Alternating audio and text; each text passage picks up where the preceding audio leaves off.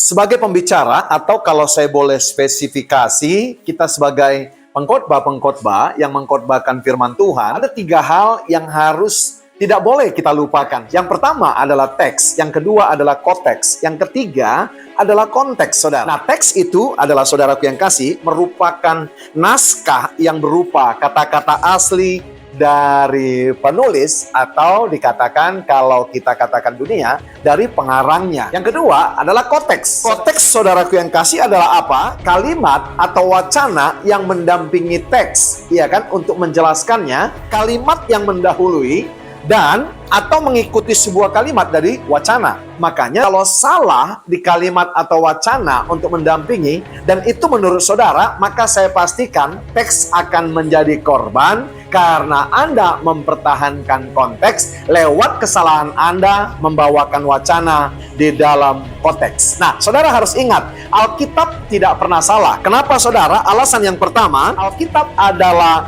reliable, iya kan? Artinya adalah wahyu Allah yang dapat dipercaya. Maka itu dia disebut adalah revelation of God. Sebab itu sangat bisa dipastikan, saudara, infallibility daripada Alkitab adalah ineransi, tidak mungkin error, dan tidak mungkin salah. Kenapa, saudara? Karena itu adalah pernyataan-pernyataan yang tertulis dalam teks Alkitab, saudara. Itu adalah wahyu Allah yang sangat-sangat dapat dipercaya. Tidak bisa dipungkiri dalam kanonisasi, ya kan, ada variasi untuk menyempurnakan tulisan-tulisan teks tersebut, tapi tanpa mengurangi nilai-nilai keabsahan dan keaslian daripada teks dari naskah aslinya tersebut. Dan saya mau mengatakan, saudara, kalau ada pun variasi tersebut, itu adalah minor, bukan mayor, yang sampai menyesatkan dan tidak tercapai tujuan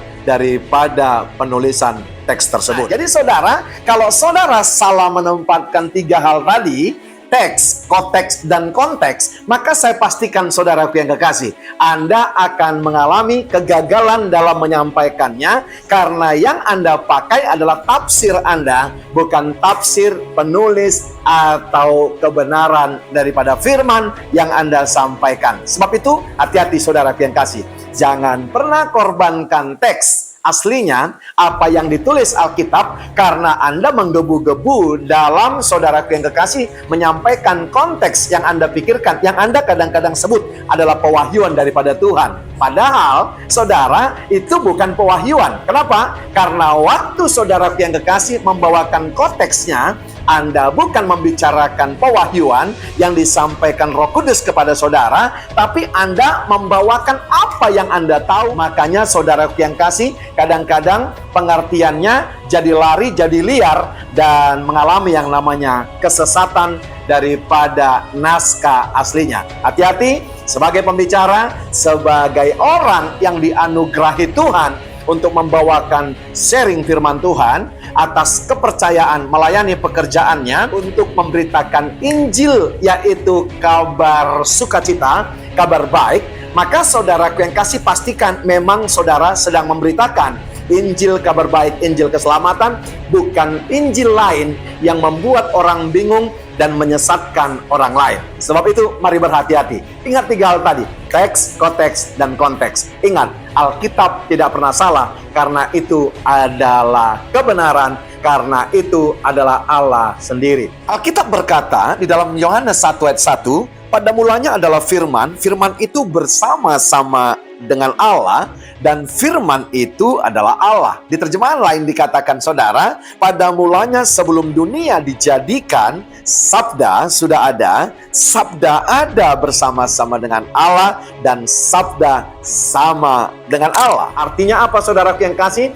Allah tidak pernah salah berfirman, karena Allah kita absolutely, dia mutlak adalah Tuhan yang tidak pernah salah. Siapa yang salah? Anda dan saya yang mengkhotbahkannya, karena Anda tidak paham teks dan Anda mengorbankannya karena hanya mempertahankan konteks Anda sebagai pembicara yang Anda giring dalam konteks, ya kan? Wacana-wacana yang Anda bawa dalam firman yang Anda sampaikan, yang adalah pemikiran-pemikiran pribadi saudara. Sebab itu, mari kita sama-sama belajar supaya orang diberkati dengan penyampaian kabar sukacita, Injil keselamatan, kabar baik yang kita sampaikan hari-hari ini. Mari saudara-saudara, para pengkhotbah, hamba-hambanya yang dipercayakan diberikan kasih anugerah oleh Tuhan untuk menyampaikan firman, men-sharingkan kepada umat, kepada jemaat yang haus dan lapar akan firman, kita harus bertanggung jawab. Harus memiliki mindset menyederhanakan, saudaraku yang kekasih, iya kan?